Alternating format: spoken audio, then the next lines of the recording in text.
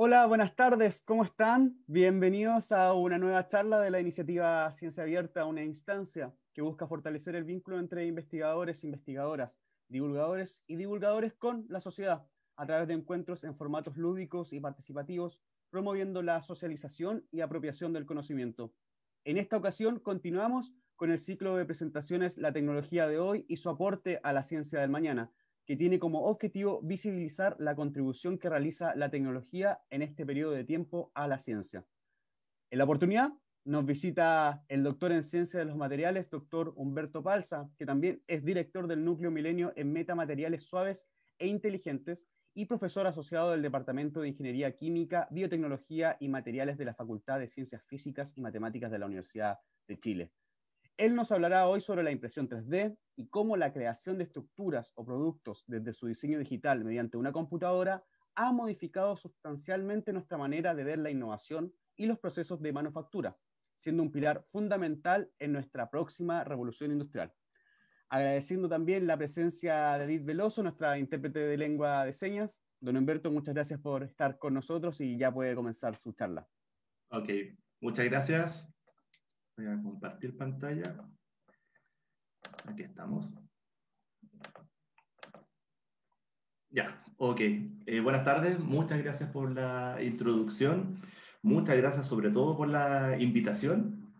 Siempre uno agradece esta invitación para tratar de motivar a la gente a hacer investigación, a hacer innovación, ojalá algún emprendimiento con base científica tecnológica. Y lo que quiero mostrar y sobre todo discutir con ustedes es cómo este nuevo concepto de impresión 3D nos permite construir el futuro. La idea acá es pensar muy en alto y pensar en las futuras aplicaciones que uno puede lograr como ingeniero a través de esta herramienta. Para mí la impresión 3D es una herramienta para imprimir o generar materiales que van a tener alguna función, algún rol. Y la idea es que podamos ir de a poco avanzando en los conceptos de metamateriales, que es un poco que voy a mostrar al final, algo que es genérico a toda la presentación y es un tema que a mí en lo personal cada día me motiva más, que es el concepto de biomimética. Y curiosamente vamos a partir con cómo un ingeniero, yo soy ingeniero químico, puede a través de la impresión 3D acercarse al concepto de la medicina regenerativa. Algo que también es muy relevante es esto que hoy en día todo el mundo habla, pero que cuesta mucho esfuerzo hacer, que es lo que es un trabajo multidisciplinario. Y fíjense que la impresión 3D de la ingeniería habla muy bien con la medicina. Entonces, un poco lo que quiero hablar es sobre todos estos conceptos y para partir, uno es bien cuadrado como ingeniero y siempre creo que, perdón, una buena alternativa es partir definiendo las cosas. Entonces, me da la impresión que todo el mundo ha escuchado alguna vez lo que es la impresión 3D. Esto, curiosamente, no es una charla propiamente tal sobre impresión 3D, sino sobre los usos, pero la definición de texto, o si quieren de enciclopedia, es que la manufactura aditiva, que ese en realidad sería la palabra adecuada para definir todo este mundo, también llamada impresión 3D, se trata del proceso de unir materiales o construir materiales para hacer objetos en 3 dimensiones desde un modelo computacional. ¿Ya? Entonces, para la gente que no está familiarizada, les cuento que todo este mundo de la impresión 3D consiste en algo muy simple. Fíjense que es una metodología que cambia totalmente y revoluciona totalmente lo que nosotros venimos aprendiendo como sociedad desde la revolución industrial. Uno está acostumbrado que para hacer cualquier producto, y piensen en el producto que están viendo en su casa hoy en día, para hacerlo yo necesito grandes empresas, una gran industria que tenga maquinaria muy pesada para construir cosas. Sin embargo, la impresión 3D revoluciona todo esto porque está dentro de su definición, parte de un modelo computacional. Es decir, acá como se ve en la foto, voy a poner el puntero que se ve mejor, yo inicialmente hago un diseño teórico en mi computador y desde este diseño, este archivo se traspasa a la máquina, que es una impresora 3D, que hay toda una familia, hay muchos tipos, y fíjense, desde mi diseño digital soy capaz de construir el modelo físico. Y esto, curiosamente, que se ve muy simple, revoluciona totalmente nuestra manera de ver la producción de productos o de materiales. Yo siempre digo que es una especie de teletransportación que aparece como desde la ciencia ficción, pero más que teletransportar personas, lo que estamos logrando es teletransportar objetos. ¿Por qué? Si yo diseño en este caso la Torre Eiffel y la diseño en Alemania, en Japón, la mando por mail a Chile, a Coquimbo, Santiago, y yo desde mi equipo de impresión 3D, en mi casa, logro imprimir un producto que estuvo diseñado en cualquier parte del mundo. Entonces, la materialidad como concepto se relaja y pasa a ser un concepto muy flexible. Entonces, si quieren imaginarlo, sería como una especie de teletransportación de productos.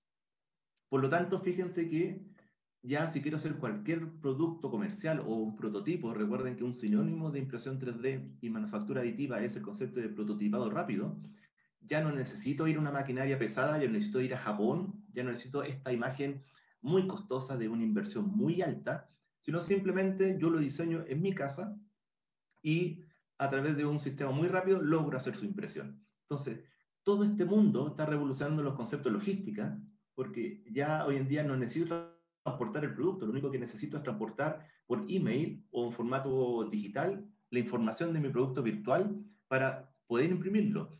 El retail también va a estar revolucionado porque ya no necesito ir a un supermercado o a un lugar para comprar un producto, yo lo puedo imprimir en mi casa y además permite diseñar en forma mucho más rápida porque yo hago, en este caso, el auto que yo quiero con el molde que yo quiero y lo imprimo y puedo ver rápidamente cómo se podría comportar.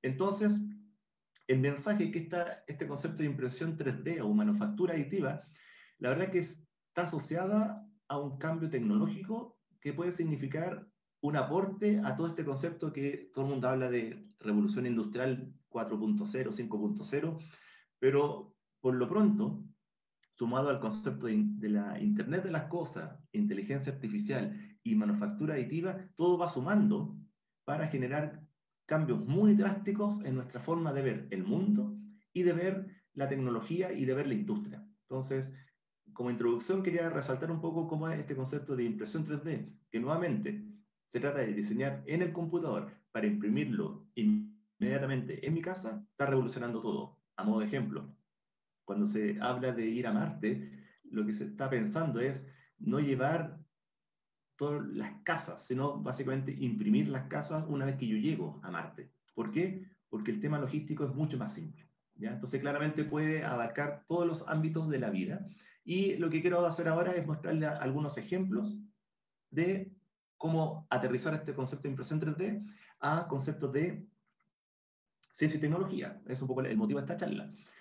Desde el punto de vista de nosotros, que somos ingenieros químicos, que tratamos de investigar en el área de materiales, dado que tenemos esta herramienta muy poderosa que es la impresión 3D, nos cabe preguntarnos qué es lo que vamos a imprimir, desde el punto de vista de qué material vamos a imprimir. Y la pregunta segunda es, ¿para qué queremos imprimir este material? Suena como razonable, pero fíjense que cada vez que yo tengo una nueva herramienta, siempre es válido preguntarse qué puedo lograr con esta nueva herramienta. Recuerden que el mundo de materiales está muy asociado al mundo del desarrollo de la historia del hombre. De hecho, desde el punto de vista histórico, las eras del hombre está dividido de acuerdo al material que es capaz de desarrollar para construir herramientas. Por eso está la edad de piedra, la edad de bronce, etc. Entonces, en el siglo XXI aparece el concepto de la era de los materiales inteligentes, que es otro concepto que quiero resaltar un poco. Y para que entendamos la motivación, quiero que miramos estas imágenes y visualicemos qué es lo que tienen en común. Y acá lo que quise demostrar casi en forma aleatoria es cómo desde estas imágenes que quieren representar cómo es el mundo natural, ya sea nosotros, que tenemos una gran capacidad para hacer locomoción, que es para transportarnos, ya sea en el mundo marino, todo el tema de características muy propias de ciertos animales, o por ejemplo el tiburón, que si se dan cuenta, a pesar de que está todo el día en el mar, fíjense que no tiene ninguna alga absorbida a su superficie. A diferencia de cualquier bote o cualquier material hecho por el hombre, que después de un par de semanas en el mar se empieza a formar lo que se denomina fouling. Estos animales son, desde el punto de vista de adhesión de microorganismos perfectos. Acá otro ejemplo de locomoción a pequeña escala. El tema de vida, el tema de cómo básicamente estos sistemas naturales son sistemas que, primero, tienen locomoción, tienen respuesta, son sistemas inteligentes porque ante un cambio de estímulo, en el ejemplo del girasol, cómo puede seguir el sol, son sistemas que responden a estímulos. Y todo este mundo nos habla que cualquier sistema vivo es un sistema que desde el punto de vista de la ingeniería es un sistema que reacciona frente a estímulos externos. Si yo pusiera acá imágenes de una roca, uno ve que la roca no reacciona ante nada, es un ser inerte. Sin embargo, acá todas estas fotos quieren mostrar cierta inteligencia que está detrás de cada uno de estos ejemplos. Y acá tengo una imagen que quiero hacer una analogía entre el mundo del arte con el mundo de la ingeniería, cómo se está viendo hoy en día. Es claro que el arte nació muy inspirado en la naturaleza. Desde los primeros ensayos pictóricos en las cavernas hasta el arte moderno, pasando por el impresionismo, etc., la naturaleza siempre ha sido una fuente de inspiración para muchas personas y quizás el primero que tomó esta inspiración fueron los artistas y estas fotos quieren representar eso, ¿ya? Como yo viendo la naturaleza, por ejemplo, viendo el mar o viéndome a mí mismo como ser humano, puedo aprender y puedo tratar de replicar eso que está sucediendo. Y esto el arte, la verdad, que lo ha hecho en forma fantástica y ha evolucionado a través de toda la historia del hombre.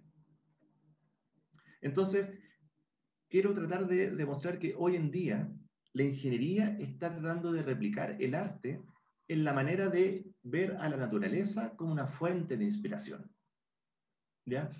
Y ese mundo de unir la ingeniería con la naturaleza para inspirarse es lo que se denomina hoy en día biomimética, que tiene varios sinónimos, pero quedémonos solamente en biomimética. Y que tiene un fundamento básico, y es como bien ingenuo, pero que me gusta harto, y dice, si yo tengo un problema en ingeniería y no sé cómo resolverlo, lo mejor que puedo hacer es ver cómo la naturaleza resolvió el mismo problema. Es como un cambio de switch. Entonces, dejamos de ver a la ingeniería como un ente que puede resolver todo a través de ecuaciones matemáticas y es como un cambio de switch y decimos en forma mucho más amable.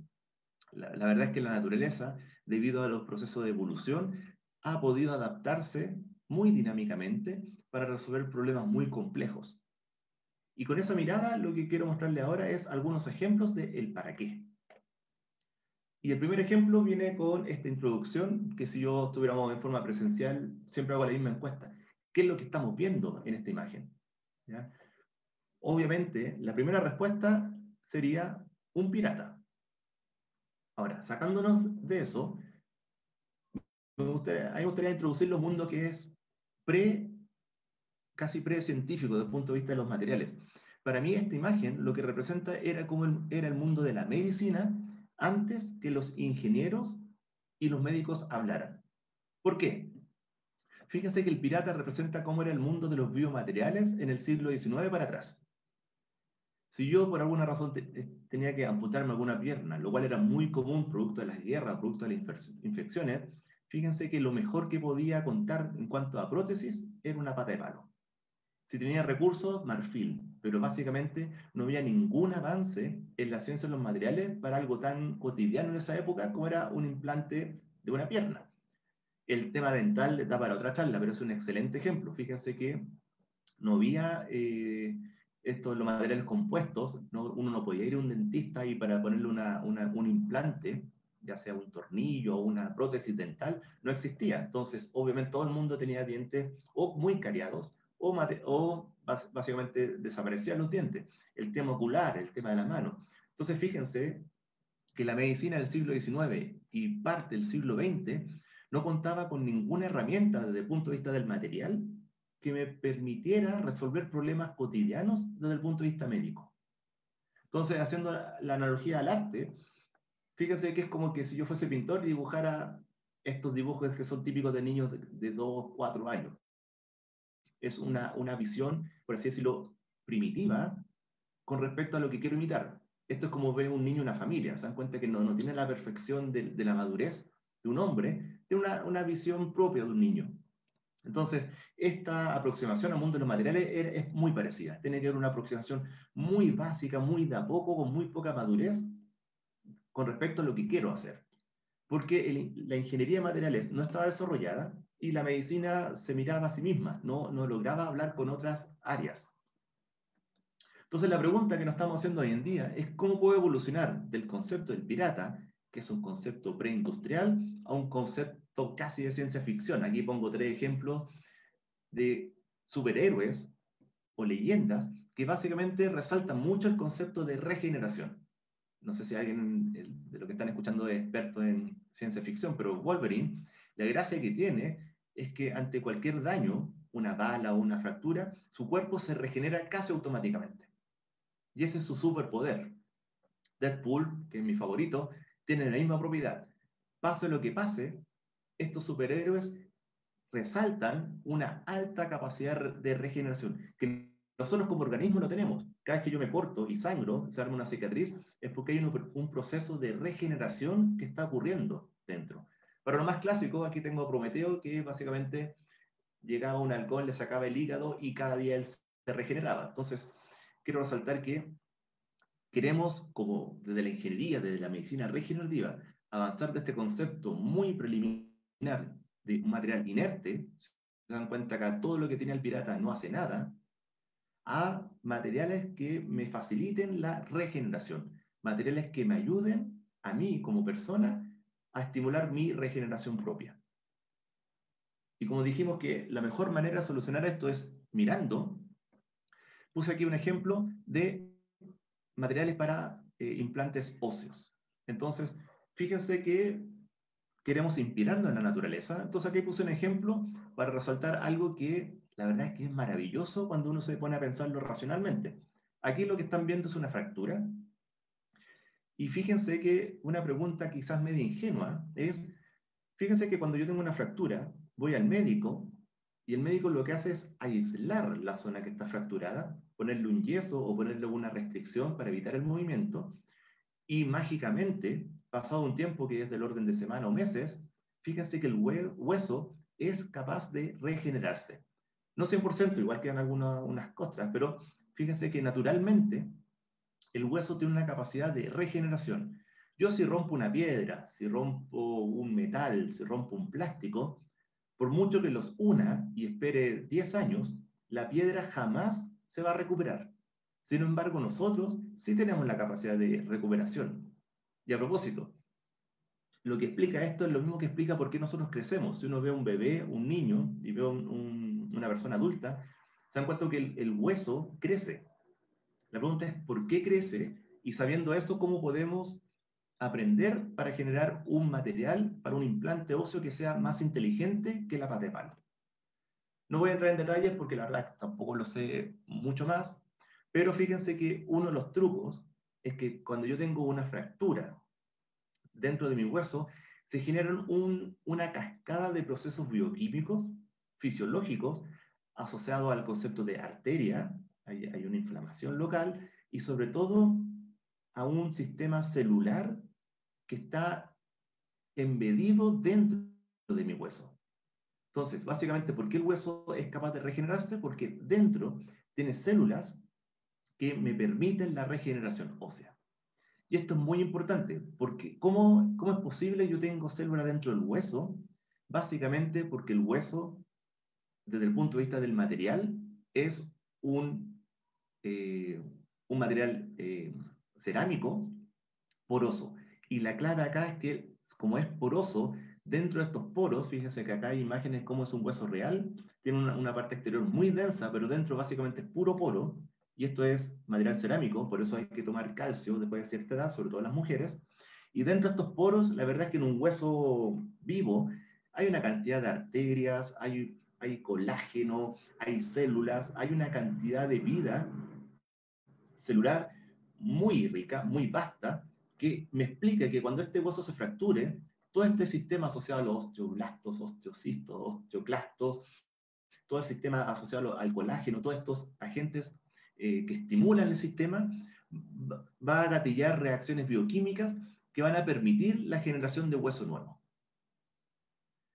Entonces, si yo quiero hacer un diseño de un implante óseo que me logre reemplazar un hueso, ¿ya? A nivel de rodilla, de hueso corto sobre todo, fíjense que no dejo de pensar en el titanio, que es lo que se ocupa actualmente, porque el titanio y el hueso no tienen nada en común, y empiezo a pensar de cómo podría diseñar un material similar a este sistema. Y dentro de las cosas que uno aprende, y si a alguien le gusta la literatura, ahí está Frankenstein, uno se da cuenta que dentro de todo este aprendizaje también hay un concepto de estimulación eléctrica. Nosotros naturalmente funcionamos a través del sistema nervioso, por ejemplo, pienso en el cerebro y las neuronas, a través de estimulación eléctrica. Y el hueso se ha demostrado que cuando yo le aplico corriente eléctrica, es capaz de estimular esta regeneración. Entonces, todo este aprendizaje, uno lo toma como ingeniero y se pregunta cómo es capaz de diseñar materiales. Entonces, fíjese que ya aprendimos que si quiero hacer un implante, acá en este sentido implante va dentro del organismo, no es un implante externo, es un implante dentro que va a interactuar con las células, ya aprendimos que tiene que ser un material poroso. Y a su vez, ese material tiene que reaccionar con las células, tiene que ser un material que sea amigable con las células, de tal manera que me permita la regeneración. Y por otro lado, poroso y conductor de la electricidad. ¿Por qué? Porque si yo diseño este material, voy a permitir la estimulación eléctrica. Y después de todo este análisis, fíjense que aparece el concepto de impresión 3D como una herramienta para imprimir materiales conductores de electricidad, de tal manera de construir estos andamios, donde yo finalmente voy a poder poner las células, y las células después de una estimulación eléctrica va a poder crecer, diferenciarse, y cuando esté depositado, ayudarme a la regeneración ósea, ¿ya? Entonces lo que uno hace es generar un diseño computarizado de este andamio, de este material poroso, donde tiene que haber un tamaño específico para que la célula sea capaz de vivir. Y cuando yo le preguntaba, ¿qué imprimo? En este caso lo que estoy haciendo es imprimir un material conductor de la electricidad. Estos son un polímero específico que lo que hace es permitir la conducción eléctrica. ¿Y cuál es el concepto detrás de la medicina regenerativa? ¿Por qué la ingeniería está involucrada acá? Primero, esto es un objetivo global. La idea es que de aquí a futuro la regeneración o la recuperación del paciente siempre esté basado en su propia capacidad de regeneración, y eso pasa por sus células madres. Entonces, acá está mi paciente. Lo que va a hacer el médico va a ser sacarle a través de una biopsia células madres. Estas células madres, la verdad es que lo mejor que hay es hacerlas crecer en un andamio, en una esponja en 3 dimensiones. Por lo tanto, yo tengo que definir un material donde voy a depositar estas células. Y acá está la ingeniería, porque alguien tiene que diseñarme este material. En el caso que la mostré recién, es un material que imprimí, pero que además permite la conducción eléctrica para la electroestimulación.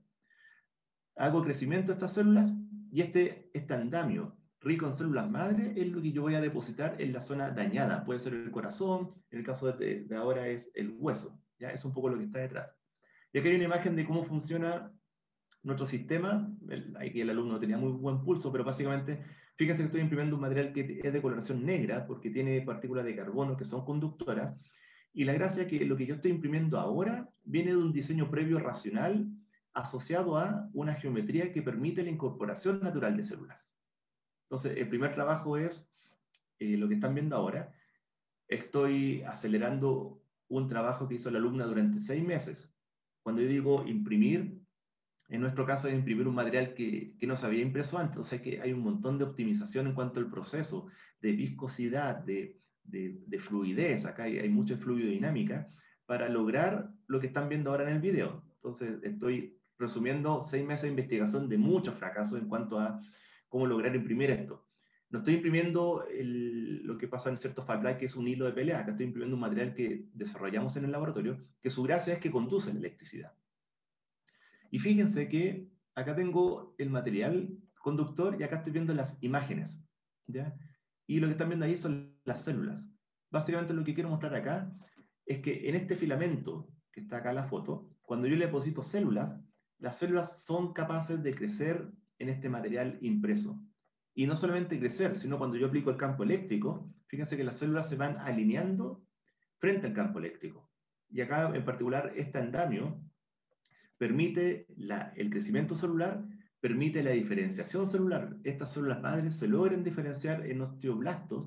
Por lo tanto, si este material yo lo deposito en mi hueso dañado, voy a poder generar hueso natural. Y otra cosa que nos dije es que este hueso naturalmente es biodegradable.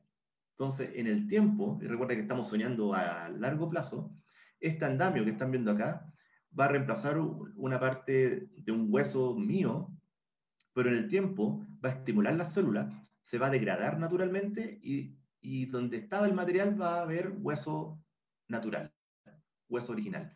Por lo tanto, en un par de años, el paciente no se va a enterar que está este escafol sintético porque se va a biodegradar y en vez de eso va a aparecer hueso natural. Y eso es un cambio totalmente revolucionario con respecto a lo que es, por ejemplo, el titanio.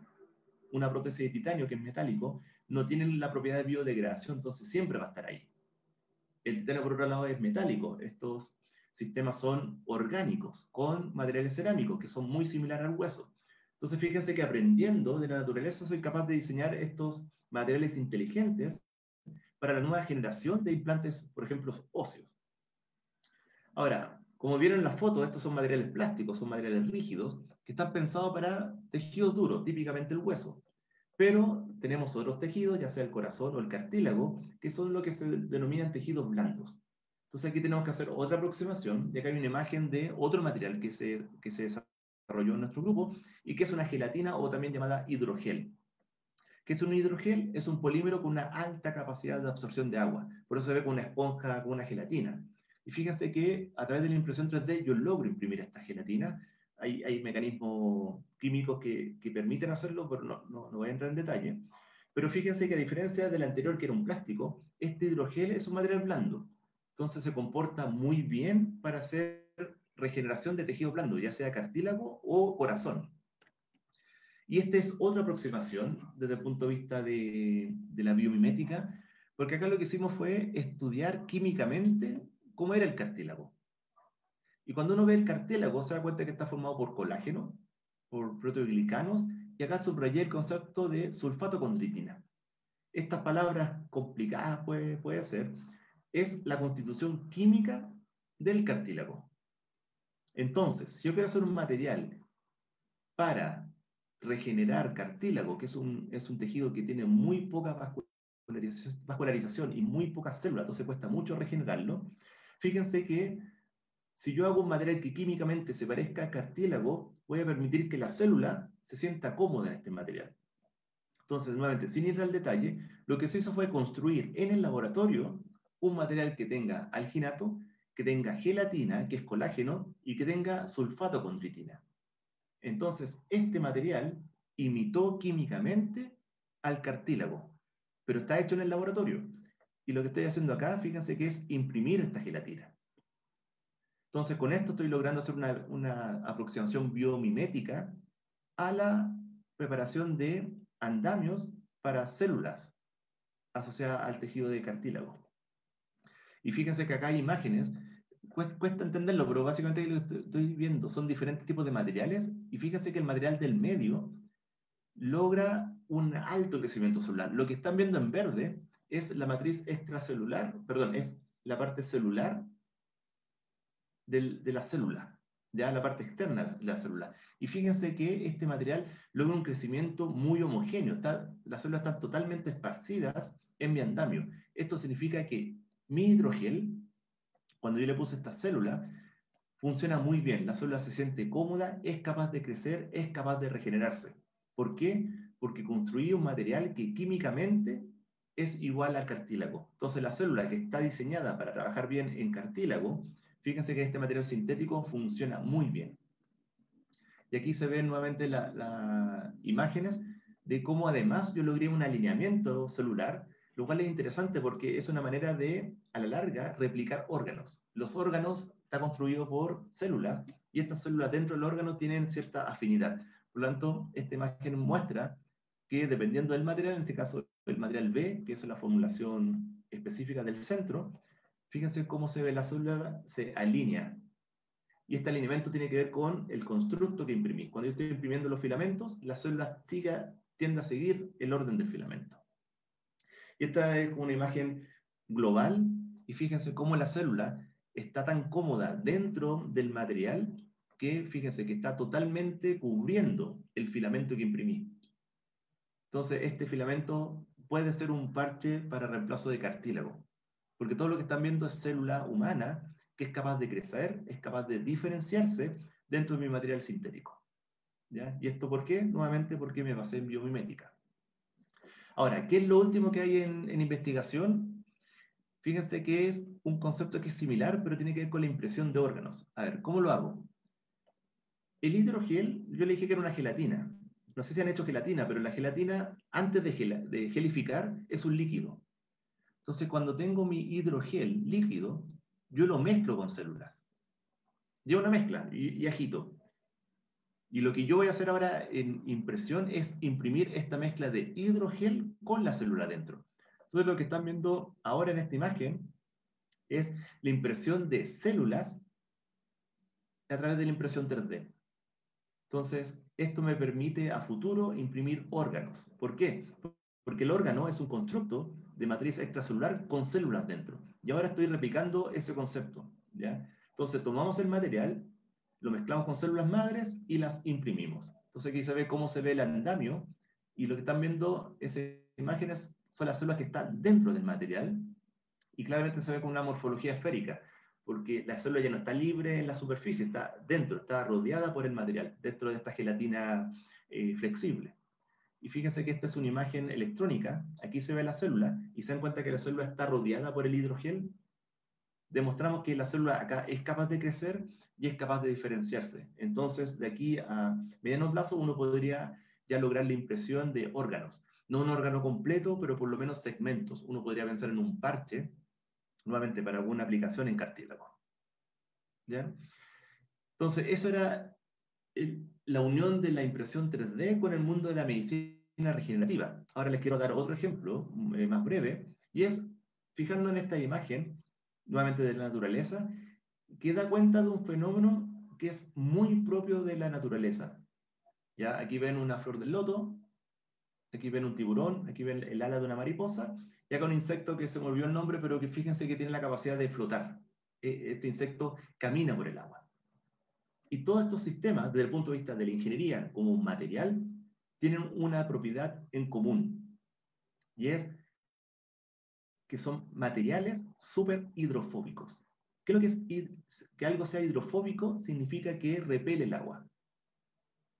Entonces, si tengo un material que repele el agua y le pongo una gota, la gota no se va a sentir cómoda, no se va a expandir en el material, al contrario, va a tender a formar una esfera.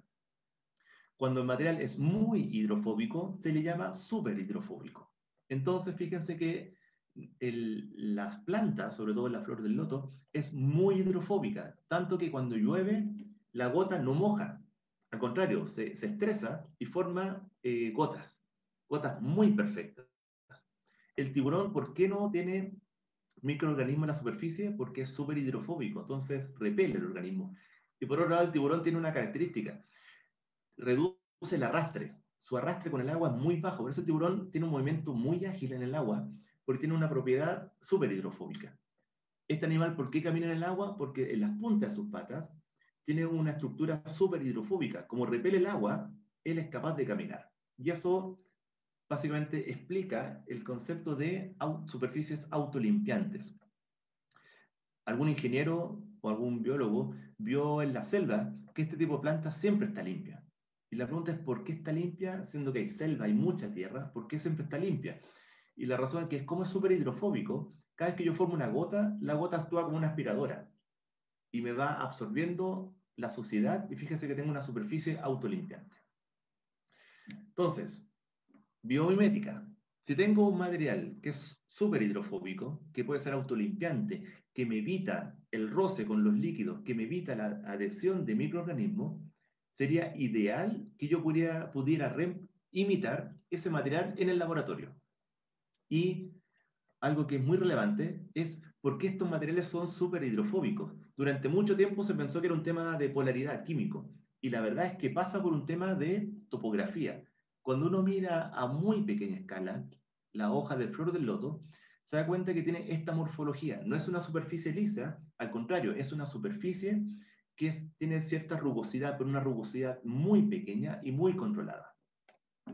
Entonces lo que uno podría hacer es, a través de una impresión 3D, diseñar esta topografía nanoestructurada, imprimirla en esta impresora 3D, que es diferente a la anterior, esta se llama estereolitografía, y tratar de replicar esta topografía que está acá. Entonces fíjense que en nuestro caso nosotros diseñamos esta topografía a nivel de las 100 micras, es decir, una escala muy pequeña.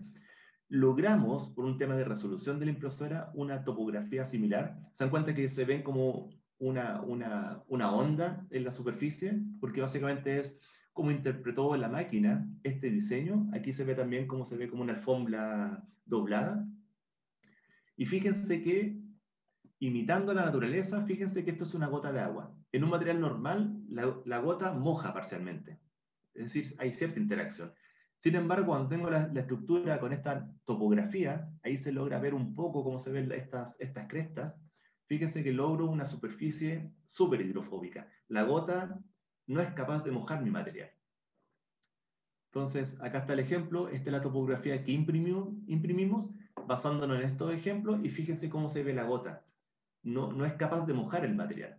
¿Y esto de qué me podría servir? Acá hay un video que muestra lo que logramos. Aquí el estudiante estaba poniendo gotas y se dan cuenta que la gota huye porque el material es repelente del agua. Esto se ve a veces también en la ropa. Hay cierta ropa que repele la suciedad o repele el líquido, es porque está construida de una manera similar. Fíjense cómo uno logra básicamente una gota perfecta en la superficie, dado que imité a la naturaleza, imité la flor del loto, en este caso estoy imitando la hoja del arroz, ¿ya? Que también tiene una característica súper hidrofóbica. Y esto lo logré a través de la impresión 3D. ¿En qué estamos trabajando en esto? Queremos hacer tuberías para transporte de agua. Como son súper hidrofóbicas, el gasto energético para transportar fluido es menor comparado a una tubería normal. Y además queremos hacer implementos para medicina, porque evita la adhesión de bacterias. Entonces podría ser todo un implemento quirúrgico o de uso médico para evitar las infecciones intrahospitalarias. Piensen, por ejemplo, en toda la pandemia del virus. Yo podría hacer materiales donde el virus, cuando uno habla, uno respira, no adhiera la gota con el virus, porque es repelente. Entonces, imagínense, estoy hablando, le cae la gota con el virus al material, no lo va a absorber, no va a quedar en el material, se va a expulsar. Entonces, por eso hay mucha investigación en este tipo de materiales. Ahora, como último ejemplo, ¿se acuerda que estamos imitando a la naturaleza y cómo el arte básicamente fue de las primeras manifestaciones humanas que trató de replicar? Pero fíjense que el arte a su vez evolucionó y si bien partió imitando, fíjense que hoy en día todo lo que puede ser el surrealismo, todo lo que puede ser la pintura abstracta, nos estamos alejando bastante de la imitación de la naturaleza y estamos evolucionando a conceptos mucho más amplios. Entonces quiero tomar este ejemplo y hacer una analogía. ¿Cómo es posible que basándome en la naturaleza al final logre cosas como esta? Y la verdad es que la ingeniería a su manera ha evolucionado de igual manera. ¿En qué sentido? Estoy generando materiales que en la naturaleza yo no puedo encontrar. Así como un pólogo o un artista pinta cosas que no están en la naturaleza, Dalí cuando pintó esto no estaba imitando la naturaleza, estaba pensando en cosas que van más allá de la naturaleza. Acá lo mismo, uno puede hacer materiales cuyas propiedades vayan más allá de la naturaleza. Y eso es el mundo de los metamateriales. Nuevamente, video, no sé si está funcionando el video, ¿no? Y acá está, voy a poner el video. Fíjense una propiedad muy básica. Piensen en cualquier material del mundo, cualquier material natural, sintético, en este caso una silicona. Cuando yo lo comprimo en el eje Y, por así decirlo, en el eje Z, naturalmente se va a expandir en el otro eje. Entonces, el video en realidad no le muestra nada nuevo. Al contrario, todo el mundo dirá, esto es lo más normal del mundo, yo estoy de acuerdo. Lo que dice la ley de la naturaleza es que cualquier material, cuando yo lo comprimo, se va a expandir. A mí me gusta el ejemplo del globo. O más coloquialmente, pienso en el sándwich de palta. ¿Por qué la palta escurre a los lados? Porque yo lo comprimo y se va para los lados. Y esa es una ley de la naturaleza. Ahora, fíjense en este material. Nuevamente, impresión 3D. Lo diseñé en el computador y lo diseñé para que tuviera estos defectos o estos huecos en forma muy simétrica. Y fíjense, lo comprimo y me rompe esta ley de la naturaleza, porque en vez de expandirse, fíjense que se contrae. Y eso es opuesto a lo que uno esperaría en cualquier material que yo conozca.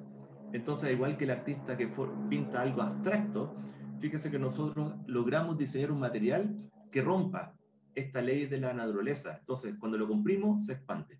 Y esto nos permite, entre comillas, programar un material, porque si yo le voy poniendo estos puntos rojos que son materiales, fíjense que yo puedo controlar cómo se va a deformar el material. ¿Ya? Y esto nuevamente a través de la impresión 3D. ¿Por qué? Porque puedo imprimir estas estructuras complejas. Como lo puedo diseñar en el computador, la máquina va a imprimir lo que yo quiero. Entonces me permite jugar con nuevas geometrías, con nuevas formas. Y esto se dice que es programar. Así como uno programa en el computador, yo programo el material para que tenga la propiedad que yo quiero que tenga. Y en particular que cuando lo comprima, se tenga la propiedad que yo quiero. Fíjense este otro video de mayor resolución. Estoy estirando ahora el material. No estoy comprimiendo, estoy estirando. Y fíjense que el material no se expande. No se contrae, perdón, sino se tiende a expandir. Entonces, nuevamente, una tendencia que es inverso a lo que yo espero. Aquí se ve mejor. Así cuando yo comprimía me expandía, cuando yo estiro me contraigo. Fíjense en este material que lo que hice fue darle unos cortes, que se llama kirigami, y fíjense, al estirarlo me expando. Esto es espectacular para un parche del corazón, porque el corazón cuando palpita y tengo un parche normal, el parche al expandirse me va a contraer, me va a generar un estrés. En cambio, este parche se va a expandir con el corazón. Entonces hay mucha investigación en parches cardíacos basados en este concepto de metamaterial. Ahora, ¿de qué sirve? Este video muestra un material que diseñamos. Esto no es impresión 3D, pero para ver el material inteligente. Y lo que pusimos a esta silicona le pusimos partículas magnéticas. Y lo que está haciendo acá el estudiante es, con un imán, controlar el movimiento del material. ¿Por qué? Como tiene partículas magnéticas que están dentro del material, va a seguir el imán. ¿Ya? Entonces, esto es lo que se llama un material que tiene locomoción remota. Yo no estoy tocando el material, es como magia. ¿Ya? A distancia estoy generando un movimiento y estoy haciendo que el material, entre comillas, levite. ¿Ya? Fíjense que no estoy tocando el material y solamente por el campo magnético el material hace lo que yo quiero. Ahora, ¿de qué me sirve? Fíjense que acá este video muestra que a través de este diseño metamaterial, lo que yo estoy generando es una especie de material que repta. Abajo de la lija está el imán, y a través de un movimiento periódico, lo que estoy haciendo es que el material tenga vida, entre comillas, y tenga locomoción. ¿Se acuerdan las primeras imágenes que hablaba de cómo la naturaleza me muestra que la locomoción es relevante y le mostraba una oruga? Fíjense que yo estoy logrando, a través de este diseño de material, replicar el movimiento de una oruga. Y uno puede hacer cosas bien fantásticas. Por ejemplo, acá estoy logrando que el material se pliegue y que además se transporte. Entonces puedo generar un cargo. Es decir, tengo mi material extendido, le pongo algo que quiero transportar, un cargo, lo doblo y con eso genero un transporte. ¿Y esto por qué? Porque fui capaz de imitar la naturaleza, en este caso con campos magnéticos, para generar un material inteligente. Y con eso termino, espero que haya sido justo a tiempo, pero básicamente siempre las conclusiones las digo oralmente. Pero fíjense que lo que traté de mostrarle ahora es cómo, imitando la naturaleza, uno puede, a través de la impresión 3D, generar materiales que sean inteligentes, tan inteligentes como la naturaleza, en el sentido de materiales que logren interactuar con las células madres para medicina regenerativa, materiales que imiten la superhidrofobicidad de las plantas o del tiburón o de ciertos animales para evitar infecciones, y materiales que logren locomoción o movimiento a través de replicar un poco los mecanismos de reptación en la naturaleza. Es un poco lo que traté de mostrarle y espero que le haya interesado y motivado para este mundo apasionado que es la ingeniería y sobre todo la ingeniería de materiales. Muchas gracias. Muchas gracias, Humberto, por la presentación. Hay mucha interacción en redes sociales. De hecho, hay hartas puntas. Estaba tratando de ordenarlas porque son un poco hablando un poco de la impresión 3D, también de la biomimética, por lo que para no tomar más tiempo y bueno, ir transmitiendo lo que nos estaban diciendo el público que estaba observando, tengo no, varias preguntas en realidad, para qué voy a mentir. Voy a partir con las asociadas a biomimética. Camila hace una pregunta, a ver si puede tener un poco de conocimiento. Dice, en la región de Coquimbo tenemos algunos problemas ambientales, en especial los que están asociados con la crisis hídrica. ¿Existen elementos que se encuentren en el ecosistema natural y que se asocian a la biomimética, por ejemplo, que permitan encontrar algunas soluciones a este gran problema? Por ejemplo, generar materiales 3D para optimizar el uso del agua. Sí, buena pregunta. Sí hay. El que más me gusta, pero por tiempo no lo mostré, de hecho, tengo una charla de eso, es cuando uno mira el desierto. ¿Ya? Cuando uno mira el desierto, quizá en Chile sobre todo, pero también en otros países, fíjense que a pesar de estar en desierto con muy poca agua, crecen vegetales. Y ahí aparece el cactus. La pregunta es por qué el cactus crece, y hay todo un estudio biomimético, que es que en las puntas, nuevamente, las puntas son súper hidrofóbicas. Entonces, como son súper hidrofóbicas, cuando llega la humedad, la poca humedad que hay, que es un bien muy valioso en el desierto, esa poca humedad forma gotas en mi superficie hidrofóbica, pequeñas gotas. Y como esto tiene un crecimiento medio fractal, esas microgotas se juntan con otras microgotas y van formando una gota grande, y esa gota milimétrica es la que absorbe el cactus y con eso logra tener humedad. Genial. Entonces, Ahí, hay una línea de investigación que es cómo replicar las puntas del cactus para absorber humedad, que siempre he pensado que serviría mucho para la... se me olvidó el nombre ahora, la vaguada famosa, esta humedad que hay en el norte muy fuerte, cómo capturar esa humedad para decantarla rápidamente. Así que hay mucho que hacer ahí. Carlos también pregunta, bueno, dice, buenas tardes, quería hacer una consulta, esta más vinculada a lo personal, desde su charla. ¿Cuándo comenzó a interesarse por la biomimética y en qué momento, desde que empezó a observar los procesos naturales, quiso aplicarlo a su trabajo y asociarlo a la impresión 3D? Buena pregunta. Yo llegué tarde a la biomimética y lo que me pasó es que eh, dentro del grupo de investigación tenemos muchas áreas de investigación, desde reciclaje, medicina regenerativa, polímeros conductores, y de a poco me fui dando cuenta que lo que tienen en común muchas de estas áreas es que uno miraba la naturaleza para replicar y sin querer, o sea, sin querer queriendo, básicamente me di cuenta que lo que estaba haciendo era biomimética, antes de conocer el concepto. Y una vez que lo tuve claro, logré impulsarlo mucho más. Porque ahora sí estoy mirando ejemplos y uno estudia mucho para lograr hacer esta réplica. Y naturalmente, además, estamos trabajando en impresión 3D, entonces fue natural unir los mundos. No fue algo muy racional, pero como que se fue dando muy de a poco. Voy a hacer acá un híbrido de preguntas porque son bien parecidas, tanto Javier, Constanza e Iván. Preguntan, bueno, si de qué material están hechos los implantes en de la impresión 3D, si estos son resistentes y duran con el tiempo, y cuánto tiempo toma la creación de estos implantes. Uy, ya, son varias preguntas. A ver, Sí. primero, estos son solo ejemplos. La verdad es que hoy en día tú puedes aplicar la impresión 3D para metales, por ejemplo, implantes de titanio, tú puedes imprimirlos. Son impresoras mucho más sofisticadas, pero tú puedes hacer implantes porosos de titanio. Puedes hacer materiales cerámicos directamente.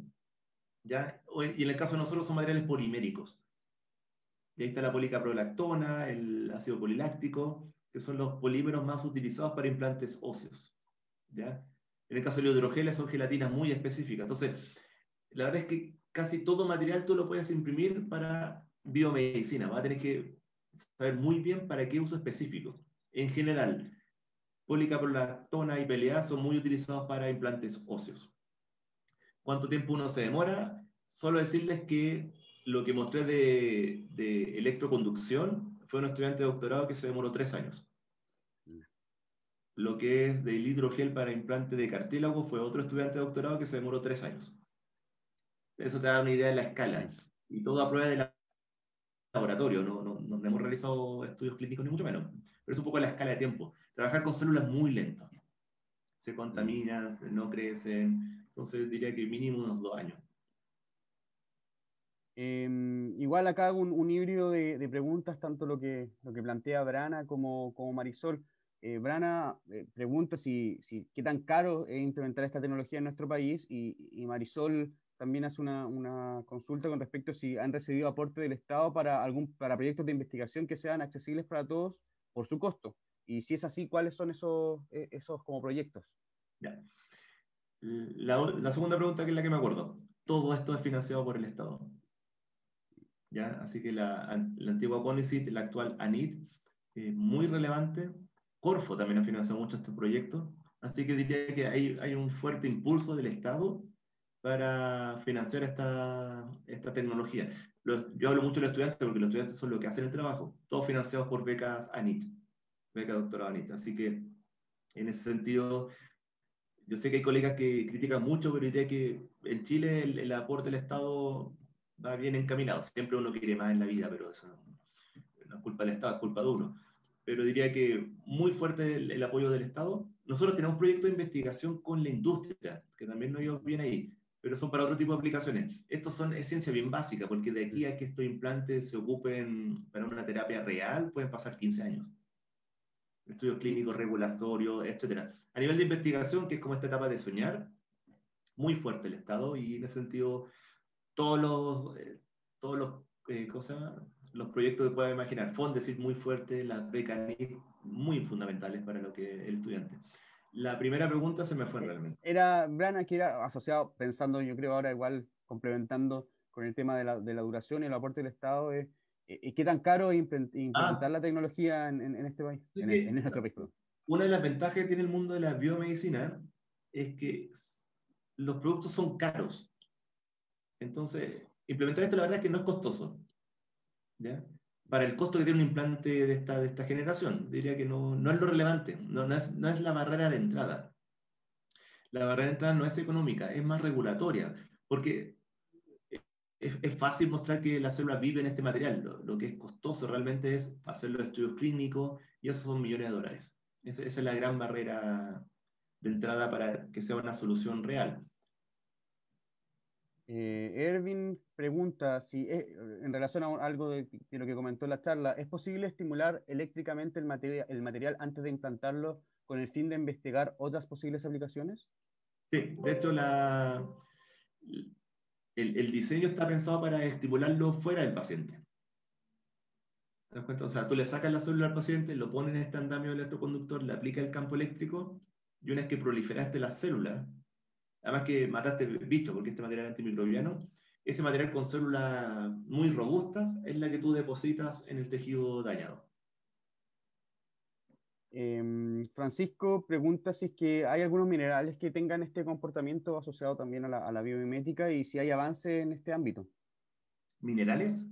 Sí, minerales. Sí. Ya, claro, yo mostré un ejemplo específico que tiene que ver con electroconducción, pero en el tema de minerales, yo siempre doy el mismo ejemplo. Tú cuando vas a la farmacia para comprar un suplemento, te dan vitaminas y minerales, ¿ya? Casi todo, magnesio, Sí. incluso el cobre, el zinc, ¿ya? Esos mismos minerales tú los puedes poner en tu material. Entonces, cuando tienes el implante óseo, tú puedes diseñar el material para que, en este caso, no conduzca la electricidad, sino para que te libere ese agente. Ya nosotros hemos trabajado mucho el cobre, ya porque tenemos un Mm. proyecto de valorización del cobre, y el cobre no solamente antimicrobiano, sino angiogénico. Entonces, imagínate un material poroso que libere iones cobre, te va a estimular la formación de vasos sanguíneos, te va a Entiendo. estimular la diferenciación celular para osteoblastos, y eso está demostrado. Van de la Entonces, mano a fin de cuentas, son súper sí, complementarios. sí, entonces buena pregunta, sí, básicamente uno, y de hecho lo hacíamos, por ejemplo, hoy día estamos trabajando con el litio, de curioso nomás. ¿Qué pasa Mm. cuando este implante tú le pones litio? Y el litio sí también estimula. ¿Ya? Entonces, todo lo que quiero decir es que al final, todo este conocimiento tú lo puedes aplicar para el diseño de un material. Entonces, tú dime qué mineral necesitas que libere el material y yo lo puedo diseñar para que libere esa concentración del cobre, zinc, etc. Finalmente, la última pregunta, porque hay muchos comentarios, pero la última como pregunta directa es de Fátima. Muy interesante charla. Impresionante de todo lo que nos permite obtener la impresión 3D y todos estos nuevos materiales. Consulta. ¿Cuál es la naturaleza química de los principales materiales programables usados para estas aplicaciones? Son la mayoría de polímeros, ¿ya? El laboratorio de nosotros se llama el Laboratorio de Ingeniería de Polímeros, que es un nombre muy poco sexy, ¿ya? Pero es más, no encuentro que es más honesto, ¿ya? La naturaleza química son macromoléculas, son polímeros. Cuando tú te metes en el mundo polimérico, te das cuenta que tiene una versatilidad increíble. Y todo lo que yo mostré se basa en polímeros. Ya. Que son los plásticos, que están muy en caída desde el punto de vista de la sociedad. Pero así como contaminan y tienen una aplicaciones medio nefastas, también ayudan.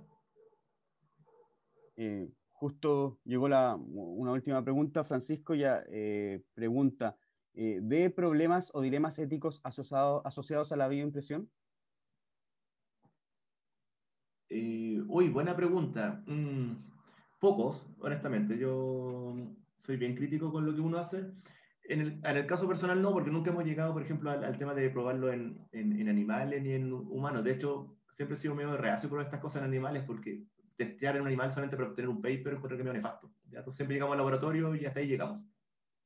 Hay un tema ético que yo no encuentro que es genial, que es muy difícil. Yo solamente planteo la pregunta porque no tengo la respuesta. Es que al final todo este concepto de la medicina regenerativa apunta a mejorar la calidad de vida, lo cual es muy positivo para extender la vida media de nosotros como sociedad. Y eso puede ser muy loable, pero ataca un poco al problema que tenemos de la sobrepoblación. Y hay un debate ético que me encanta. ¿Ya? Por otras razones, yo hablo mucho de sustentabilidad, por otras cosas. Y en sustentabilidad hay un tema crítico que es la sobrepoblación. Entonces, todo lo que estoy hablando de regeneración va en contra un poco de eso. De hecho, el gran problema que tenemos con la sobrepoblación es porque la medicina avanzó muy bien. Esta unión entre ingeniería y medicina ha sido muy exitosa. Pero el costo es que tenemos una sobrepoblación. No, se entiende. Entonces, de los pocos debates éticos que yo he visto, tiene que ver con eso. Lo interesante, lo otro puede ser menos interesante, pero como a nivel profundo, hay una contradicción. Entiendo. Bueno, Humberto, le voy a agradecer, de verdad, hubo mucha interacción en nuestras redes, hartos comentarios, muchos agradecimientos por la charla, por dar a conocer todos estos elementos, hartos comentarios de estar felices por lo que estaba conversando, así que nuevamente le damos las gracias por su presentación y por la posibilidad de mostrar nuestros avances en la disciplina. Ya, no, gracias a ustedes, nuevamente agradezco la invitación, yo feliz, incluso a distancia. Se lo voy a disfrutar. Sí, bueno, lo dejamos invitado a que si en algún momento puede visitar nuestra Facebook Explora Coquimbo como invitado ahí, ver algunas preguntas o comentarios que quedaron en el aire. Agradeciéndole nuevamente a ustedes, también agradeciéndole a Edith, queríamos dejarle dos invitaciones para finalizar esta charla. Recordarles que la próxima semana seguimos en la misma hora, en el mismo lugar, en nuestra última charla de este ciclo sobre las tecnologías de hoy y su aporte a la ciencia del mañana, con la presentación de la doctora Ariela Vergara Jaque, investigadora del Centro de Bioinformática y Simulación Molecular de la Universidad de Talca y galardonada en el 2015 con el premio L'Oréal UNESCO para Mujeres en la Ciencia, que nos va a hablar sobre cómo estudiamos las proteínas a través del computador. Y finalmente también, la misma invitación que le hicimos la semana pasada, día viernes cerramos ya nuestras convocatorias para la Feria Escolar Virtual de Elqui, la feria de este evento científico escolar más importante de nuestra región de Coquimbo, donde vamos a tener actividades en Elqui, Choapa y Limarí. Visiten nuestro sitio web www.explora.cl/coquimbo, ahí podrán conocer las bases, formularios y todo lo que necesitan para poder postular a estas ferias. Queda muy poquito, pero en estos últimos días van a poder completar todo, así que los dejamos invitados a los docentes, estudiantes que están mirando esta charla para que puedan ser parte de esto. Nuevamente, agradeciéndole a Humberto, agradeciéndole a Edith y a todo el equipo de Ciencia Abierta del proyecto Explora Coquimbo. Muchas gracias a ustedes por su presencia y tengan una muy buena noche.